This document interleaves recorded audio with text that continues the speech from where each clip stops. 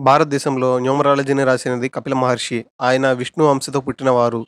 న్యూమరాలజీని భారతదేశంలోనే గాక grace, Germany, England దేశాలలో కూడా ఎక్కువగా వాడతారు. న్యూమరాలజీకి, జ్యోతిష్య శాస్త్రానికి చాలా దగ్గర సంబంధాలు ఉన్నాయి. న్యూమరాలజీ ప్రకారం ఒకటో తేదీన పుట్టిన వారి లక్షణాలు ఇప్పుడు తెలుసుకుందాం. ఒకటో తేదీన పుట్టినవారు ప్రతి విషయం నందు తెలివితేటలు కలిగి ఉంటారు. మంచి పేరును తెచ్చుకునే వాళ్ళై ఉంటారు.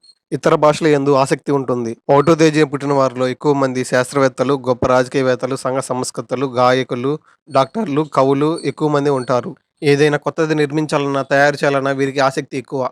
ఎంతటి కఠిన విషయాన్నైనా నిమిషంలో సాధించగలరు. వీరిని దేవుడిలా అభిమానించే వాళ్ళు ఉంటారు.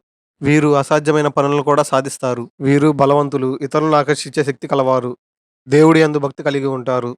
వీరి జాతకంలో సూర్యుడు శుభం కలిగిస్తాడు. రాహు దశ వీళ్ళకి పూర్తి అనుకూలంగా ఉంటుంది. ప్రతి ఒక్కరిలో మంచి, చెడు రెండూ ఉన్నట్టు ఈ ఒకటో తేదీన పుట్టిన వారిలో కొంతమంది మోసాలు చేసేవారై ఉంటారు. వీరితో కలిసి వ్యాపారం చేసిన వారికి నష్టాలు కలుగుతాయి. వీరిలో కొంతమంది దుర్మార్గపు పనులను నిమిషాలలో చేస్తారు. ఒకటో తేదీన పుట్టిన వారిలో మంచివారు ఉంటారు, చెడువారు ఉంటారు.